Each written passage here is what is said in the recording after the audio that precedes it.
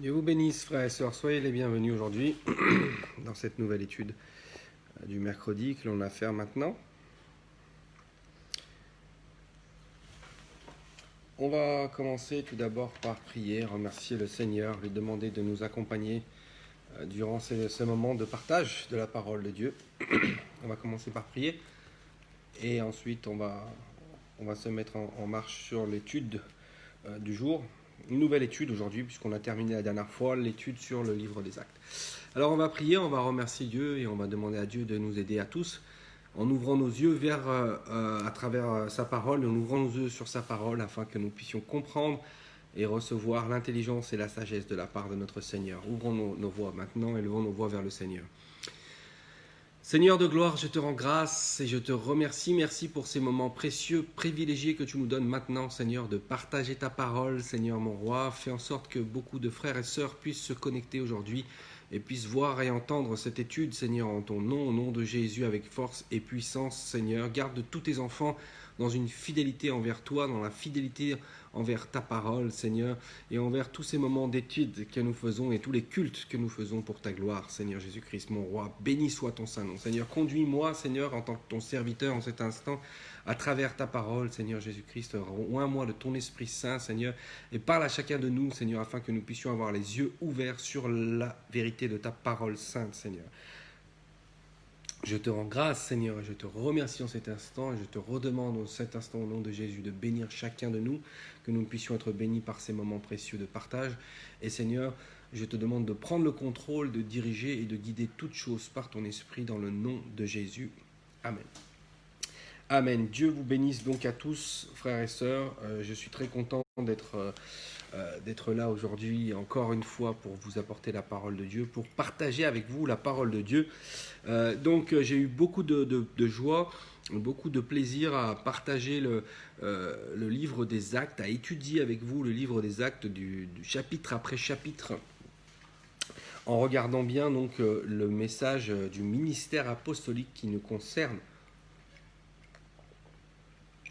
à travers ce livre-là. Donc le ministère apostolique qui nous a été transmis à nous, donc les chrétiens. Donc c'était très intéressant et pour moi c'était une grande bénédiction de partager avec vous l'étude de ce livre comme ça, de cette manière-là, chapitre après chapitre. Donc j'aimerais continuer à faire de la sorte dans cette étude du mercredi, à partager avec vous un livre chapitre après chapitre. C'est quelque chose que j'ai déjà fait dans l'église de Marseille, mais j'aimerais le refaire maintenant ici de cette manière-là à travers Internet aussi. C'est l'étude de l'évangile de Jean. Voilà. Donc j'aimerais qu'on regarde ensemble l'évangile de Jean. Alors d'abord c'est une chose très importante pour nous les chrétiens de lire les évangiles évidemment, de connaître les évangiles, d'avoir lu tous les évangiles, de les avoir lus en entier. Tous les chrétiens devraient avoir déjà lu les évangiles au moins une fois.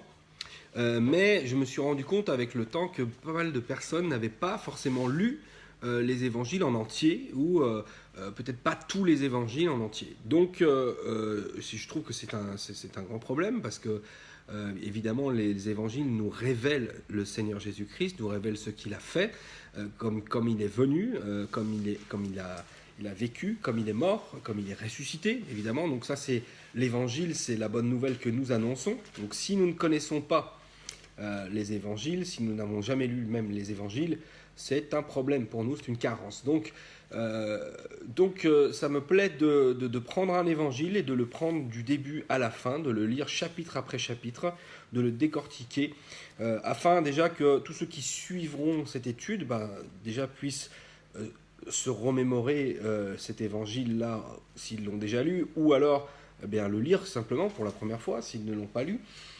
En tout cas, voilà, lire chaque chapitre de cet évangile et voir un peu ce qu'il y a à l'intérieur de cet évangile et d'être béni par le message du Seigneur. Alors j'ai choisi l'évangile de Jean, encore une fois, parce que c'est un évangile qui est extraordinaire. Il est différent des trois autres évangiles. Et il nous révèle, vous savez, Jésus-Christ comme Dieu Tout-Puissant. Donc c'est pour ça que j'ai choisi cet évangile-là, je l'aime beaucoup. Je vous dis, j'ai déjà fait cette étude, on a déjà étudié le livre de Jean de cette manière-là à l'église de Marseille, mais j'aimerais profiter de ce nouveau moyen de communication avec Internet pour le faire à nouveau et pour le faire avec vous, pour que vous puissiez aussi le partager avec ceux qui en ont besoin, c'est-à-dire tout le monde a besoin de partager la parole de Dieu, tout le monde a besoin d'étudier les évangiles, et notamment cet évangile merveilleux qui commence très très fort. On va lire le chapitre, je vais lire le chapitre, après je ne sais pas si on aura le temps d'éplucher tout le chapitre en entier, il y a 51 versets sur ce chapitre. On va voir ce qui se passe, si oui ou non on regarde tout. Dieu nous conduira et de toute façon, voilà, on va faire au fur et à mesure les choses, on va regarder au fur et à mesure. Donc on va commencer tout d'abord par lire le chapitre en entier et après on regardera ce qui est dedans. Donc Évangile de Jean, chapitre 1. Je vous invite à prendre vos Bibles déjà et à l'ouvrir dans l'Évangile de Jean.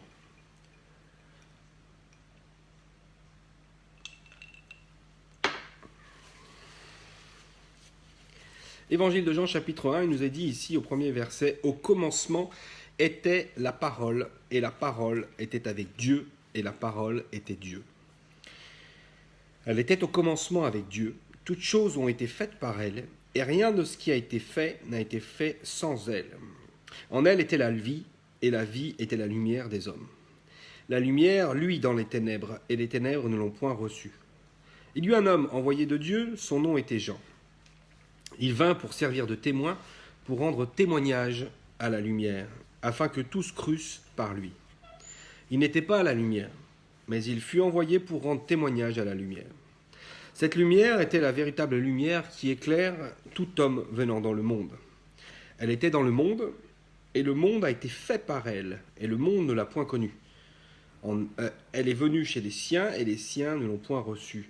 Mais à tous ceux qui l'ont reçue, à ceux qui croient en son nom, elle a donné le pouvoir de devenir enfants de Dieu, lesquels sont nés non du sang, ni de la volonté de la chair, ni de la volonté de l'homme, mais de Dieu. Et la parole a été faite chair. Elle a habité parmi nous, pleine de grâce et de vérité. Et nous avons contemplé sa gloire, une gloire comme la gloire du Fils unique venu du Père. Jean lui a rendu témoignage et s'est écrié « C'est celui dont j'ai dit, celui qui vient après moi m'a précédé, car il était avant moi. » Et nous avons tous reçu de sa plénitude et grâce pour grâce, car la loi a été donnée par Moïse, la grâce et la vérité sont venues par Jésus-Christ. Personne n'a jamais vu Dieu, le Fils unique qui est dans le sein du Père et celui qui l'a fait connaître. Voici le témoignage de Jean, lorsque les Juifs envoyèrent de Jérusalem des sacrificateurs et des Lévites pour lui demander « Toi, qui es-tu » Il déclara, et ne le nia point, il déclara qu'il n'était pas le Christ. Et ils lui demandèrent « Quoi donc ? Es-tu Élie » Et il dit « Je ne le suis point. Es-tu le prophète » Et il répondit « Non. » Et ils lui dirent alors « Qui es-tu » afin que nous donnions une réponse à ceux qui nous ont envoyés. « Que dis-tu de toi-même » Moi, dit-il, je suis la voix de celui qui crie dans le désert. Aplanissez le chemin du Seigneur, comme a dit Ésaïe le prophète. Ceux qui avaient été envoyés étaient des pharisiens. Ils lui firent encore cette question. Pourquoi donc baptises-tu si tu n'es pas le Christ, ni Élie, ni le prophète ? Jean leur répondit, moi je baptise d'eau, mais au milieu de vous, il y a quelqu'un que vous ne connaissez pas. C'est celui qui vient après moi et qui est au-dessus de moi. Je ne suis pas digne de délier la courroie de ses souliers. Ces choses se passèrent à Bethabara, au-delà du Jourdain, où Jean baptisait. Le lendemain, il vit Jésus venant à lui et il dit « Voici l'agneau de Dieu qui ôte le péché du monde. C'est celui dont j'ai dit « Après moi vient un homme qui m'a précédé, car il était avant moi. Je ne le connaissais pas, mais c'est afin qu'il fût manifesté à Israël que je suis venu baptiser d'eau. » Jean rendit ce témoignage « J'ai vu l'Esprit descendre du ciel comme une colombe et s'arrêter sur lui. Je ne le connaissais pas, mais celui qui m'a envoyé baptiser d'eau, celui-là m'a dit, celui sur qui tu verras l'Esprit descendre et s'arrêter, celui qui baptise du Saint-Esprit. Et j'ai vu et j'ai rendu témoignage qu'il est le Fils de Dieu. » Le lendemain, Jean était encore là, avec 2 de ses disciples, et ayant regardé Jésus qui passait, il dit « Voilà l'agneau de Dieu. » Les 2 disciples l'entendirent prononcer ces paroles, et ils suivirent Jésus. Jésus se retourna, et voyant qu'ils le suivaient, il leur dit « Que cherchez-vous » Ils répondirent « Rabbi », ce qui signifie « maître ». « Où demeures-tu » ? « Venez, leur dit-il, et voyez. » Ils allèrent, et ils virent où il demeurait. Et ils restèrent auprès de lui ce jour-là. C'était environ la 10e heure. André, frère de Simon-Pierre, était l'un des deux qui avaient entendu les paroles de Jean et qui avait suivi Jésus. Ce fut lui qui rencontra le premier son frère Simon et lui dit « Nous avons trouvé le Messie », ce qui signifie Christ. Et il le conduisit vers Jésus. Jésus, l'ayant regardé, dit « Tu es Simon, fils de Jonas. Tu seras appelé Céphas », ce qui signifie Pierre. Le lendemain, Jésus voulut se rendre en Galilée et il rencontra Philippe. Il lui dit « Suis-moi, Philippe ». Philippe était de Bethsaïda, de la ville d'André et de Pierre. Philippe rencontra Nathanaël et lui dit « Nous avons trouvé celui de qui Moïse a écrit dans la loi et dont les prophètes ont parlé, Jésus de Nazareth, fils de Joseph. » Nathanaël lui dit « Peut-il venir de Nazareth quelque chose de bon ?» Philippe lui répondit « Viens et vois. » Jésus, voyant venir à lui Nathanaël, dit de lui « Voici vraiment un Israélite dans lequel il n'y a point de fraude. »« D'où me connais-tu » lui dit Nathanaël. Jésus lui répondit « Avant que Philippe t'appelât, quand tu étais sous le figuier, je t'ai vu. » Nathanaël répondit et lui dit « Rabbi, tu es le Fils de Dieu, tu es le roi d'Israël. » Jésus lui répondit « Parce que je t'ai dit que je t'ai vu sous le figuier, tu crois ? Tu verras de plus grandes choses que celles-ci. » Et il lui dit « En vérité, vous verrez désormais le ciel ouvert et les anges de Dieu monter et descendre sur le Fils de l'homme. » Amen. Voici donc pour ce chapitre 1er du livre de l'Évangile de Jean. Alors il y a pas mal de choses ici dans cet évangile, dans ce premier chapitre. Et on va donc commencer par le commencement, puisqu'il nous est carrément parlé ici du commencement de toutes choses. Comme le premier livre de la parole de Dieu nous parle de la même manière, Genèse commence aussi à peu près pareil, en parlant du commencement. Vous voyez, voyons dans Genèse, le premier verset de la Bible nous dit « Au commencement, Dieu créa les cieux et la terre ». Voilà, quand on parle du commencement, on parle du commencement de toutes choses où Dieu a commencé à créer ce monde dans lequel nous sommes. Et ici, donc, l'apôtre Jean, l'apôtre bien-aimé, donc un des 12 qui écrit cet évangile sous l'inspiration du Saint-Esprit, il commence de la même manière en nous parlant du commencement. Et c'est très important, parce qu'il dit au commencement était la parole. Avant toute chose, évidemment, au commencement dont il fait référence ici, le commencement de la création du monde, le commencement de l'humanité, le commencement des choses qui nous intéressent, au commencement était la parole. C'est très important parce que ici, on va voir que de qui il est parlé quand il nous est parlé de la parole.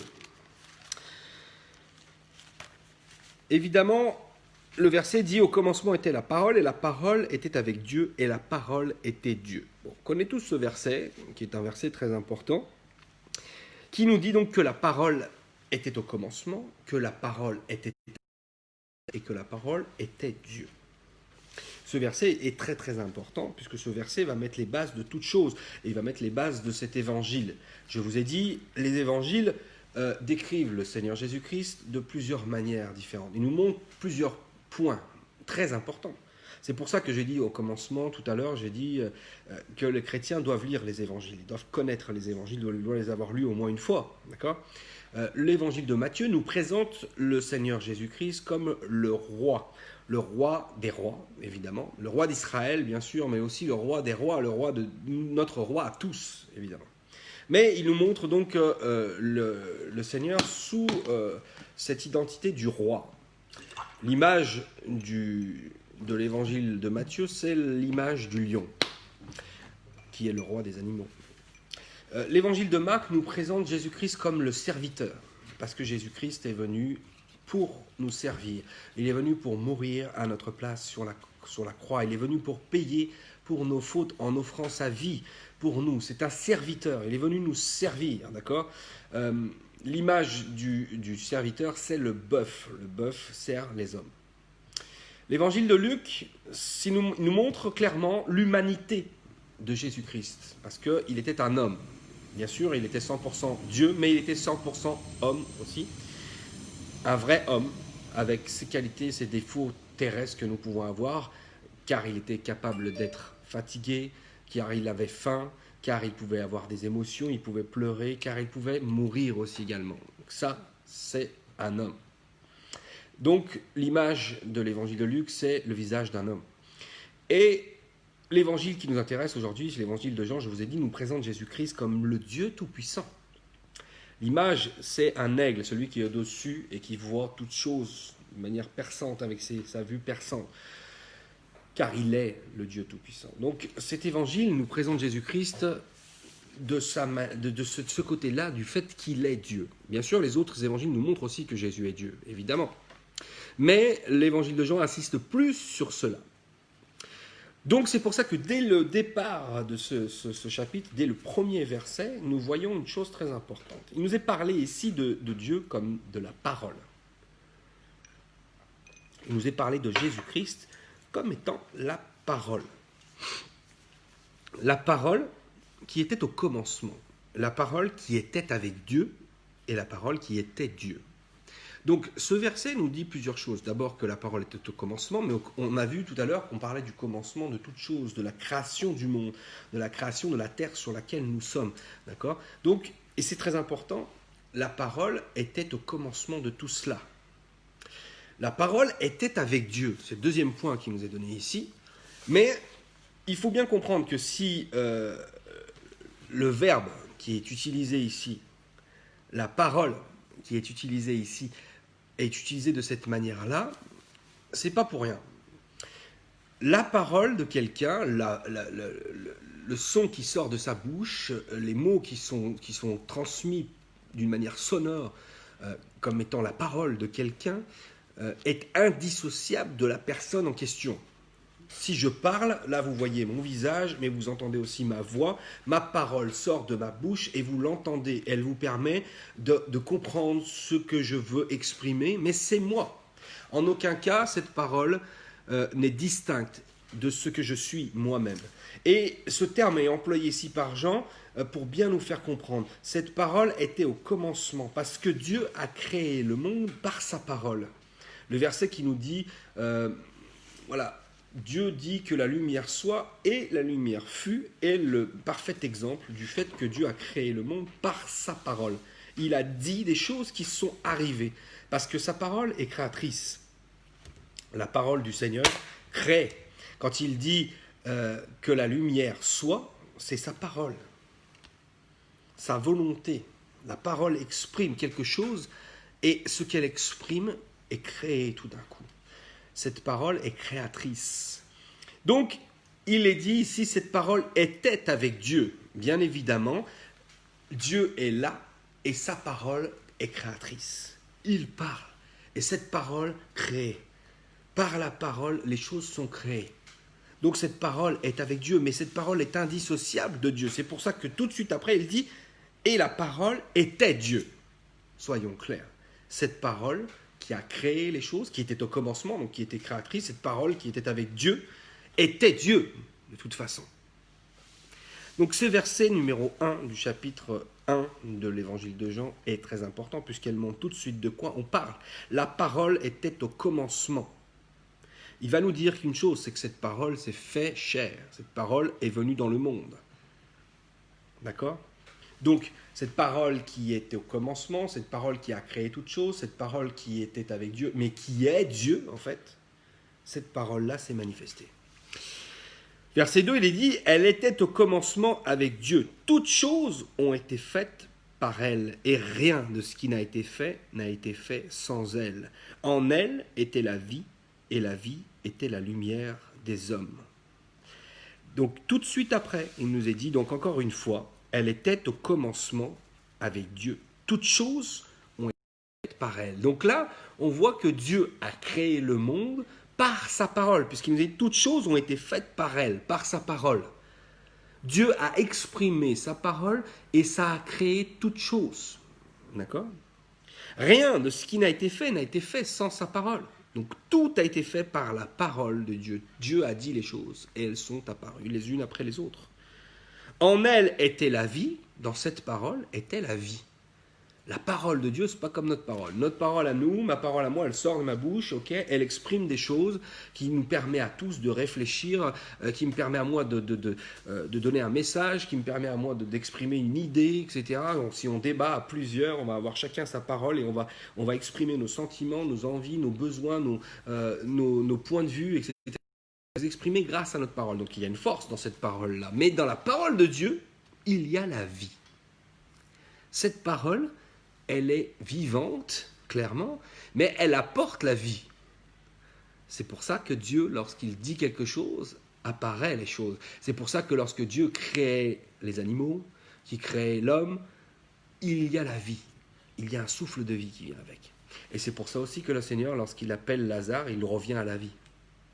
C'est pour ça aussi que lorsque nous-mêmes, nous invoquons le nom de Jésus, il peut y avoir la vie aussi. Amen. Parce que nous invoquons le nom de celui qui est tout-puissant et qui est venu exprimer la vie. Amen. En lui, ou en elle plutôt, était la vie. Et la vie était la lumière des hommes. Cette vie-là est la lumière pour nous. La lumière, c'est quelque chose dont on a besoin lorsqu'il fait noir. Bien sûr que si nous sommes en plein jour, s'il y a des lumières, tout ça, on n'a pas besoin, puisqu'il y a la lumière, d'accord ? Mais si nous sommes dans les ténèbres, alors là, on a besoin que les choses soient allumées, que les choses soient éclairées. On a besoin de lumière. Parce que sinon, c'est difficile. Sans lumière, les choses deviennent difficiles. Les embûches, les problèmes, les difficultés, les obstacles, on ne peut pas les voir, on ne peut pas les passer. Sans lumière, on ne peut rien. Donc on a besoin de lumière. Et Dieu est notre lumière. C'est lui qui éclaire les ténèbres. Pourquoi est-ce qu'il est là ? Pourquoi est-ce qu'on a besoin de lui ? Parce que nous sommes dans les ténèbres. Et c'est ça qui est important. Le verset 5 dit « La lumière, lui, dans les ténèbres, et les ténèbres ne l'ont point reçu. » Alors là, on voit clairement que les ténèbres, c'est nous. Les ténèbres, c'est la terre. Les ténèbres, c'est la condition des hommes. Ici, pécheurs, on a besoin, nous, de lumière parce que nous vivons dans les ténèbres. Parce que ce monde est rempli de ténèbres. Parce que nous tous, nous avons rempli notre vie de ténèbres, de péchés, etc., qu'on a envie de garder dans les ténèbres. Parce que les ténèbres, c'est là où on ne voit pas. Donc plus on a des péchés qu'on ne voit pas, mieux on se porte. À partir du moment où il y a une lumière qui éclaire nos péchés, là on est mal, là on se sent mal, parce qu'on les voit bien, on les voit tellement bien qu'on commence à paniquer, on commence à demander mais qu'est-ce qu'on peut faire ? C'est pour ça que lorsque l'on annonce l'évangile, lorsqu'on parle du Seigneur Jésus-Christ, lorsque la lumière de Dieu se reflète sur nous, lorsqu'on parle du Seigneur, tout d'un coup ceux qui entendent, eh bien s'ils voient leurs péchés, ils peuvent faire plusieurs choses, fuir. Stop, je ne veux plus parler avec vous. Je ne veux plus parler avec vous, excusez-moi, j'en ai eu assez, merci, au revoir. Ou alors, ils peuvent se rendre compte et dire, mais qu'est-ce que je peux faire ? En voyant nos péchés clairement éclairés par la lumière de Dieu, on se rend compte de notre état et là on peut dire, mais qu'est-ce que je peux faire ? Et la réponse est simple, nous ne pouvons pas faire grand-chose. Nous ne pouvons rien faire à part se repentir de nos péchés et demander pardon au Seigneur. Mais une chose est certaine, c'est que Dieu a fait quelque chose pour nous. Il a fait quelque chose pour nos péchés, justement, qui sont éclairés par sa lumière. Il est mort sur la croix pour ces péchés-là. Donc lorsque l'on voit, par la lumière de Dieu, notre situation, notre condition de pécheur, il est temps de se repentir et de demander l'aide du Seigneur qui a tout fait, qui a tout accompli pour régler ce problème. Donc, la parole dont on a parlé du départ, en elle était la vie. Et la vie était la lumière des hommes. Cette lumière a lui dans les ténèbres, mais les ténèbres ne l'ont point reçue. Soyons clairs, le Seigneur Jésus-Christ est venu, cette lumière, cette parole magnifique de Dieu est venue ici sur la terre, mais les hommes l'ont rejetée. Les hommes l'ont tellement rejeté qu'ils l'ont crucifié, qu'ils l'ont tué. Ils l'ont rejeté entièrement. Maintenant, ici, au partir du verset 6, il nous est parlé du témoin, qu'était Jean-Baptiste. Bien sûr, ce Jean dont il nous est parlé ici n'est pas Jean l'apôtre qui écrit cet évangile, mais c'est Jean-Baptiste, celui qui est le précurseur, celui qui est le dernier prophète, celui qui va annoncer la venue du Messie. Verset 6, il y eut un homme envoyé de Dieu, son nom était Jean. Il vint pour servir de témoin, pour rendre témoignage à la lumière, afin que tous crussent par lui. Il n'était pas la lumière, mais il fut envoyé pour rendre témoignage à la lumière. Petite parenthèse, ici dans ce premier chapitre, petite parenthèse sur Jean-Baptiste, qui donc devait venir, on va en parler plus précisément après, qui était donc celui qui devait venir pour rendre témoignage à la lumière. Cette lumière, donc, qui est la parole de Dieu, d'accord, soyons clairs, cette lumière, qui est la vie, qui est Dieu, d'accord, manifestée pour nous, cette lumière devait être précédée par une voix, quelqu'un qui allait parler de lui, quelqu'un qui allait annoncer cette lumière. Eh bien, il nous est parlé de cet homme comme étant Jean, d'accord ? Il est venu pour servir de témoin, pour rendre témoignage à la lumière, afin que tous crussent par lui. Il n'était pas la lumière, mais il fut envoyé pour rendre témoignage à la lumière. Soyons clairs. Verset 9, on continue maintenant, on revient un petit peu après cette petite parenthèse du verset 6 à 8. Cette lumière était la véritable lumière qui éclaire tout homme venant dans le monde. C'est encore une fois ce que j'expliquais tout à l'heure, ce verset 9. Cette lumière-là, ce n'est pas une simple lumière. On peut considérer que les prophètes ont été comme des lumières qui ont éclairé au fur et à mesure du temps les hommes. Mais cette lumière dont il nous est parlé ici, ce n'est pas juste une lampe. C'est la véritable lumière qui éclaire tout homme venant dans le monde. Qui est la véritable lumière ? Quelle est la seule véritable lumière qui peut éclairer tous les hommes qui sont venus dans le monde ? Dieu seul peut être cette lumière. Donc ce n'est pas une simple lumière qui pourrait être... Voilà, un prophète peut apporter la lumière de Dieu, ou même un évangéliste peut refléter la lumière de Dieu. Mais lui, cette lumière-là, c'est la lumière suprême, c'est la lumière extraordinaire, la véritable lumière. Verset 10, elle était dans le monde, et le monde a été fait par elle, et le monde ne l'a point connue. 3 choses dans ce verset-là. Cette lumière dont on parle depuis le départ, cette parole dont on parle depuis le départ, qui est la lumière maintenant, elle est venue dans le monde, première chose. Cette lumière, je rappelle que c'est Dieu. Je rappelle que c'est la parole, donc on a commencé par l'appeler la parole, mais la parole, attention, on l'a définie. C'était la parole qui était au commencement de toute chose, celle qui a créé le monde. Cette parole qui était avec Dieu, puisqu'une parole n'est pas dissociable de celui qui la prononce. Et cette parole était Dieu, d'accord ? Soyons clairs, cette parole c'est Dieu. Cette parole, donc on a changé en l'appelant maintenant la lumière, d'accord ? Mais cette lumière, encore une fois, elle nous est dit, elle est venue dans le monde. Cette parole était, cette lumière était dans le monde, première chose. Le monde a été fait par elle, encore, on remet une couche sur ça, sur le fait que le monde a été fait par cette lumière. Donc on parle bien de la même personne, du seul et unique Dieu qui a créé le monde, ok ? Et le monde ne l'a point connu. Encore une fois, non seulement le monde ne l'a point reçu, mais le monde ne l'a point connu aussi. C'est-à-dire que le monde n'a pas pu savoir, n'a pas pu comprendre qui il était, vraiment. Il n'a pas connaître quelqu'un, c'est différent de recevoir quelqu'un. Recevoir quelqu'un, c'est lui ouvrir sa porte, c'est le faire rentrer, et c'est l'accepter chez soi, d'accord ? Et donc il est important de recevoir la parole de Dieu, il est important de recevoir la lumière de Dieu, il est important le Seigneur dans notre vie. Mais connaître, c'est autre chose. Connaître quelqu'un, c'est parler avec la personne, c'est discuter avec la personne, c'est échanger avec la personne, c'est chercher à savoir qui est la personne. Connaître une personne, ça va bien plus loin que ça. Connaître une personne, c'est savoir qui est cette personne. Je vois quelqu'un comme ça. Même par exemple, Paul, à un moment donné, il a parlé sur quelqu'un comme ça, puis après on lui a dit, mais cet homme-là, c'est le grand sacrificateur. Tu lui as mal parlé. Il a dit, ah, excusez-moi, je ne savais pas. Il ne le connaissait pas. Il ne savait pas que c'était lui le souverain sacrificateur. Connaître quelqu'un, c'est différent. Connaître cette lumière, connaître cette parole, connaître Jésus-Christ, c'est ce qui nous sauve en vérité. Parce que connaître Jésus-Christ, c'est connaître Dieu. C'est comprendre et c'est savoir qui est le Seigneur Tout-Puissant, le Créateur de toutes choses. Okay ? Donc, ce verset nous dit que cette lumière était dans le monde, que le monde a été fait par elle, encore une fois, et que le monde ne l'a point connue. Elle est venue chez les siens, et les siens ne l'ont point reçue. Encore un verset de plus qui nous dit cela. cette lumière est venue chez les siens, et les siens ne l'ont point connue. Deux choses ici. Qui sont les siens? Dieu a créé toutes choses. Donc s'il doit venir chez les siens, c'est là où il les a, il vient là où il a tout créé, chez ceux qu'il a créés lui-même. Donc si on parle d'un ordre général, il serait venu au milieu de l'humanité. Dieu est venu au milieu de l'humanité, celle qu'il a créée lui-même, donc elle lui appartient, cette humanité.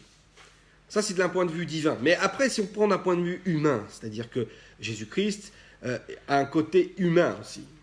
Il est 100% homme, 100% Dieu. Dans son humanité, il est venu dans ce peuple-là que sont le peuple juif, qui est le peuple juif. Okay, et il est venu dans la descendance du roi David. Il est venu à travers donc, les descendants d'Abraham et les descendants du roi David, dans ce peuple-là. Donc au milieu des siens, ça peut être aussi cela, c'est-à-dire au milieu de ce peuple-là qui était un peuple spécial, auquel Dieu a fait une alliance spéciale. Mais les siens ne l'ont point reçu. Amen. Par contre, il est dit au verset 12, « Mais à tous ceux qui l'ont reçu, à ceux qui croient en son nom, elle a donné le pouvoir de devenir enfants de Dieu. » Donc nous qui ne sommes pas du peuple d'Israël, mais nous qui l'avons reçu, il y a parmi le peuple d'Israël beaucoup aussi qui l'ont reçu, bien entendu. Mais maintenant aussi également beaucoup de personnes qui ne sont pas du peuple d'Israël qui l'ont reçu.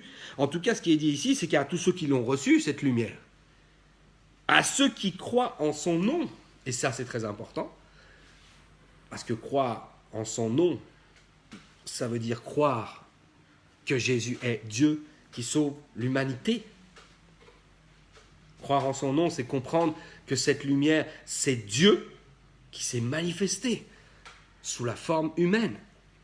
Croire en son nom, Jésus, Dieu sauve, c'est comprendre et c'est croire que Dieu a fait quelque chose d'extraordinaire pour nous sauver. Alléluia. Donc croire en son nom, ça vaut beaucoup. Ça exprime beaucoup. Donc ceux qui l'ont reçu, cette lumière, et qui ont cru dans ce nom merveilleux, qui ont compris donc tout ce que ça veut dire, eh bien cette lumière nous a donné le pouvoir de devenir enfants de Dieu. Nous sommes enfants de Dieu. Lesquels sont nés non du sang, ni de la volonté de la chair, ni de la volonté de l'homme, mais de Dieu. Nous ne sommes pas nés de nouveau, comme rentrer à nouveau dans le corps de notre maman pour renaître à nouveau, comme croyait Nicodème. Donc nous ne sommes pas nés ni de la volonté du sang, ni de la chair, ni de la volonté de l'homme d'ailleurs, mais de Dieu. Nous sommes nés de nouveau par la grâce de Dieu. Nous qui l'avons reçu, nous sommes nés de nouveau. Nous étions dans les ténèbres, et cette lumière a éclairé nos ténèbres. Mais cette lumière ne s'est pas contentée simplement d'éclairer nos ténèbres, cette lumière nous a sauvés. C'est pour ça son nom est important. Elle nous a sauvés, cette lumière merveilleuse. Et donc, elle nous a fait naître de nouveau. Maintenant, nous ne sommes plus les mêmes. Nous ne voulons plus vivre comme nous vivions avant. Nous voulons vivre différemment.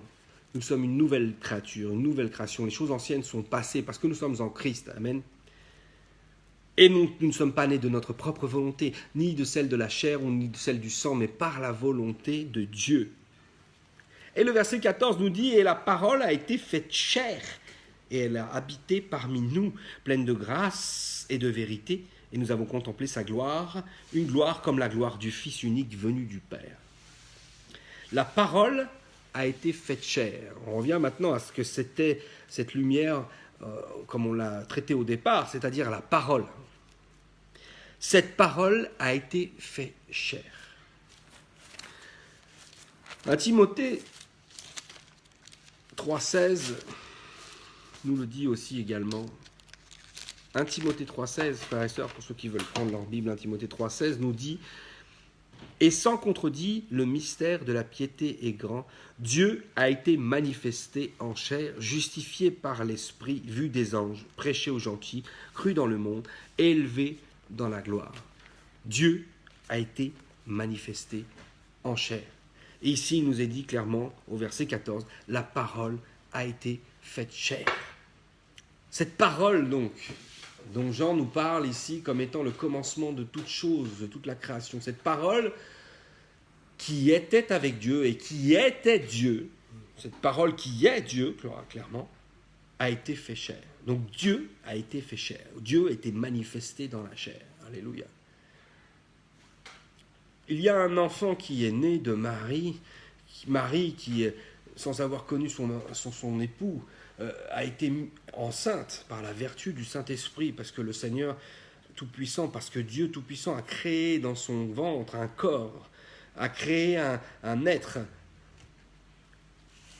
C'était Dieu manifesté dans la chair. C'est Dieu qui s'est manifesté dans la chair à ce moment-là. C'est ce qui nous est dit ici. C'est la parole, celle qui a créé le monde. Donc ce Dieu Tout-Puissant qui a créé le monde, par sa parole, qui est une parole qui amène la vie, par sa parole vivante, sa parole toute-puissante, qui a créé toutes choses, par laquelle rien n'a été fait, sans sa parole, sans sa volonté, ça veut dire aussi. Cette parole-là, cette action créatrice de Dieu, cette puissance de Dieu pour créer toutes choses, a été fait chair. Et la parole nous dit, Dieu a été manifesté dans la chair. Tout cela pour nous sauver. Alors, on reparle à nouveau ici de Jean. Jean-Baptiste qui était donc le témoin. Jean-Baptiste qui était la voix qui a annoncé le Seigneur. Verset 15, il nous est dit, Jean lui a rendu témoignage, et c'est écrit, c'est celui dont j'ai dit, celui qui vient après moi m'a précédé car il était avant moi. Comment est-ce possible qu'il l'ait précédé, qu'il était avant lui? Parce que Dieu est de toute éternité. Parce que Dieu est avant toute chose, puisqu'il est éternel. Donc évidemment, Jean-Baptiste, lorsqu'il va parler de lui, il va forcément nous dire qu'il était avant lui. Pourtant, c'est lui, humainement, qui était là au premier, qui est né le premier, qui est venu manifester ici le ministère, son ministère premier. Mais il ne parle pas humainement, il parle de qui est vraiment cette parole, c'est-à-dire Dieu. Dieu, lui, est de toute éternité. Donc il dit, celui qui vient après moi m'a précédé car il était avant moi. Et nous avons tous, car la loi a été donnée par Moïse, la grâce et la vérité sont venues par Jésus-Christ. Alléluia. La parole qui a été donnée par Moïse, évidemment, c'était la loi. La loi qui nous montre qui nous sommes.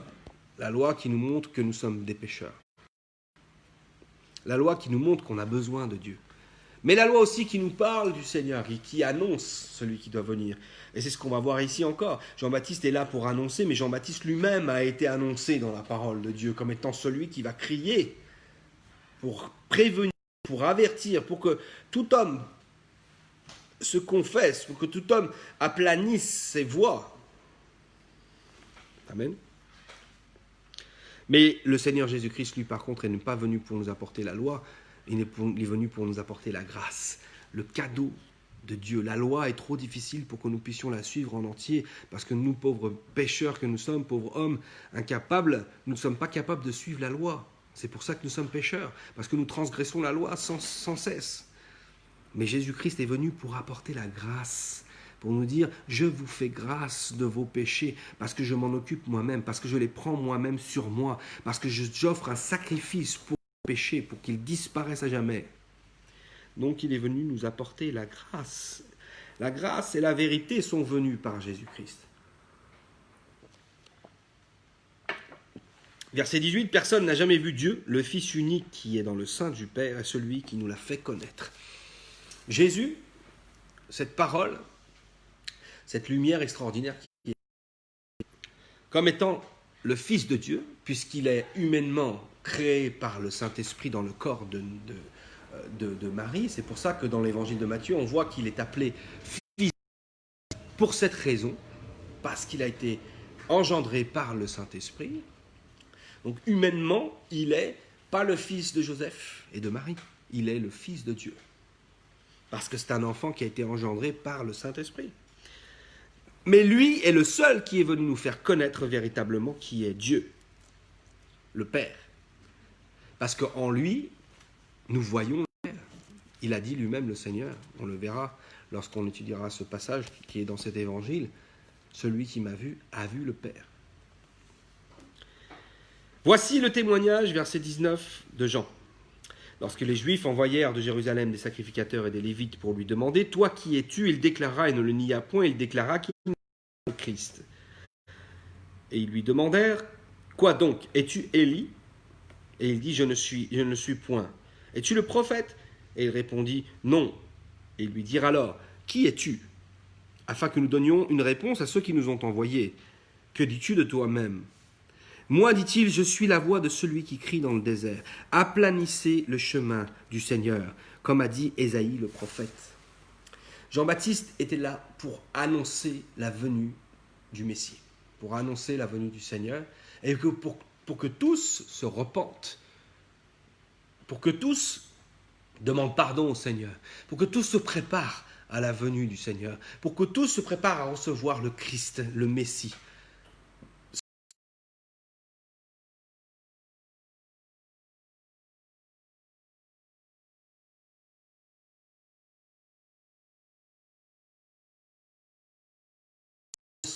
Le Messie en personne. Et cette prophétie à laquelle Jean-Baptiste fait allusion, c'est une prophétie d'Ésaïe, comme il le dit, comme a dit Ésaïe le prophète. Alors, pour terminer aujourd'hui, parce que ça fait déjà 3/4 d'heure que nous sommes ensemble, pour terminer aujourd'hui, on va regarder cette prophétie, qui se trouve dans Ésaïe au chapitre 40. Nous avons clairement vu dans ce début de chapitre 1, donc on a étudié le chapitre 1 de Jean, nous avons clairement vu dans ce chapitre 1 qu'il nous est parlé du Dieu créateur de toutes choses, qu'il nous est parlé du Dieu tout-puissant, que ce Dieu était au commencement de toutes choses, qu'il a créé les choses par sa parole, en disant les choses, il a créé le monde, il a créé les astres, il a créé l'homme, il a créé tout. Et que ce Dieu Tout-Puissant avait déjà annoncé et avait déjà prévu qu'il allait venir, qu'il allait se manifester ici sur cette terre pour sauver sa création, pour sauver sa créature, pour sauver l'humanité. Et il était annoncé aussi également donc, que quelqu'un viendrait pour crier dans le désert, pour annoncer la venue du Seigneur. Et c'est ce que Jean était. Les pharisiens qui ne sont pas venus vers lui pour se repentir, malheureusement, c'est ce qu'ils auraient dû faire, qui ne sont pas venus vers lui pour se préparer à la venue du Messie qu'ils attendaient aussi, mais qui sont venus simplement par curiosité pour savoir qui était cet homme qui faisait des baptêmes dans le désert. Malheureusement, ils sont venus vers Jean-Baptiste pour prendre des renseignements, pour rendre compte à ceux qui les avaient envoyés vers lui. Ces pharisiens-là qui ont demandé à Jean-Baptiste qui il était, lui ont demandé s'il était Élie, s'il était le prophète qui doit venir. Et comme il répondait qu'il ne l'était pas, comme il avait dit aussi qu'il n'était pas le Christ, ils lui ont dit « Mais qui es-tu » Il a dit « Je suis la voix qui crie dans le désert, préparez le chemin au Seigneur », comme l'a dit Ésaïe le prophète. Alors, regardons dans Ésaïe au chapitre 40 ce qui est dit ici clairement. Consolez, consolez mon peuple, dit votre Dieu, parlez au cœur de Jérusalem, et criez-lui que sa servitude est finie, que son iniquité est expiée, qu'elle a reçu de la main de l'Éternel au double de tous ses péchés. Une voix crie, préparez au désert le chemin de l'Éternel. Aplanissez dans les lieux arides une route pour notre Dieu. Voilà ce que dit précisément la prophétie qui concerne Jean-Baptiste, qui lui a dit donc, cette prophétie disait, aplanissez, préparez au désert le chemin du Seigneur, aplanissez dans les lieux arides une route. Mais regardez bien ce qui est dit ici dans Ésaïe, préparez au désert le chemin de l'Éternel. Il n'y a aucun doute. Le chapitre 1 de Jean nous parle de l'Éternel, nous parle du Dieu unique, nous parle du seul Dieu qui est éternel, qui est sans début et sans fin. Sa manifestation dans la chair a un début. Sa manifestation dans la chair aura une fin également. Mais Dieu, lui, est tout-puissant, il est éternel. Il n'a pas de commencement et il n'a pas de fin. Et celui qui est venu, certes, dans son humanité, avait une période donnée, dans son humanité a été engendré à un moment donné, mais il est, dans sa divinité, celui qui est éternel.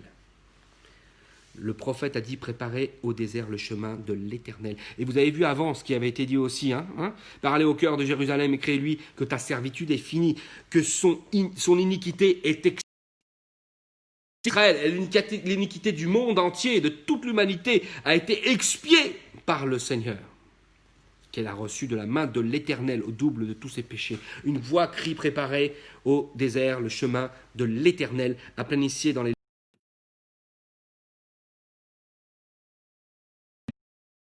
que toute montagne et toute colline soient abaissées, que les coteaux se changent en plaine et les défilés étroits en vallons. Alors la gloire de l'Éternel sera révélée.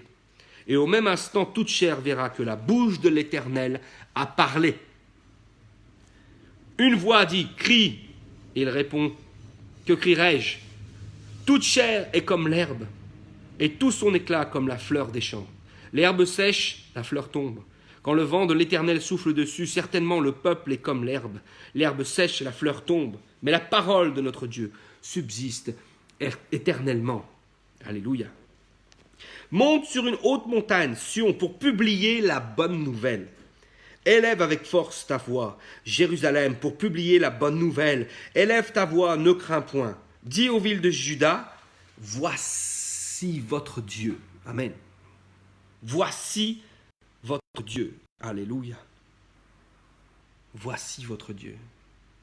Jésus-Christ est clairement le Dieu éternel. Jésus-Christ est vraiment Dieu, celui qui est annoncé dans Ésaïe, et celui qui est venu, il a rendu témoignage, il a dit « Je suis la voix », cette voix-là, qui a été annoncée par le prophète. Mais qu'est-ce que le prophète a annoncé si on regarde en détail? Ce que le prophète a annoncé, il a annoncé la venue du Dieu Tout-Puissant. Voici votre Dieu, pas voici votre copain, pas voici un prophète de plus, pas voici je ne sais quoi, non, voici votre Dieu. Alléluia. Jésus-Christ est notre Dieu. Verset 10, voici le Seigneur, l'Éternel, vient avec puissance, et de son bras, il commande. Voici le salaire est avec lui, et la rétribution le précède. Comme un berger, il paîtra son troupeau. Il prendra les agneaux dans ses bras, et les portera en son sein. Il conduira les brebis qu'il allaite. Évidemment, Jésus-Christ est notre berger et il l'a dit lui-même. Je suis le bon berger. Le bon berger donne sa vie pour ses brebis. Il l'a dit lui-même, mais c'était prophétisé. Jésus est Dieu. Donc ici, il nous est prophétisé que Dieu est notre berger. L'Éternel est mon berger, je ne manquerai de rien. C'est l'Éternel qui est mon berger. C'est Dieu ici qui est mon berger. Mais Jésus lui-même a dit, je suis le bon berger. Parce qu'il est celui qui accomplit cette prophétie. Il est le Messie. Il est Dieu qui vient au milieu de la création pour sauver sa création. Amen. Regardons la suite, c'est important, verset 12. « Qui a mesuré les eaux dans le creux de sa main, pris les dimensions des cieux avec la paume, et ramassé la poussière de la terre dans un tiers de mesure? Qui a pesé les montagnes au crochet, les collines à la balance? Qui a sondé l'esprit de l'Éternel? Et qui l'a éclairé de ses conseils? Avec qui a-t-il délibéré pour recevoir l'instruction? Qui lui a appris le sentier de la justice? Qui lui a enseigné la sagesse et fait connaître le chemin de l'intelligence? Voici les nations sont comme une goutte d'un seau. Elles sont comme la poussière sur une balance. Voici les îles sont comme une fine poussière qui s'envole. Le Liban ne suffit pas pour le feu, et ses animaux ne suffisent pas pour l'holocauste. Toutes les nations sont devant lui comme un rien. Elles ne sont pour lui que néant et vanité. À qui voulez-vous comparer Dieu? Et quelle image ferez-vous son égal? C'est un ouvrier qui fond l'idole, et c'est un orfèvre qui la couvre d'or. Il y soude des chaînettes d'argent. Celui que la pauvreté oblige à donner peu, choisit un bois qui résiste à la vermoulure. Il se procure un ouvrier capable pour faire une idole qui ne branle pas. Ne le savez-vous pas? Ne l'avez-vous pas appris? Ne vous l'a-t-on pas fait connaître dès le commencement? N'avez-vous jamais réfléchi à la fondation de la terre? C'est lui qui est assis au-dessus du cercle de la terre. Et ceux qui l'habitent sont comme des sauterelles.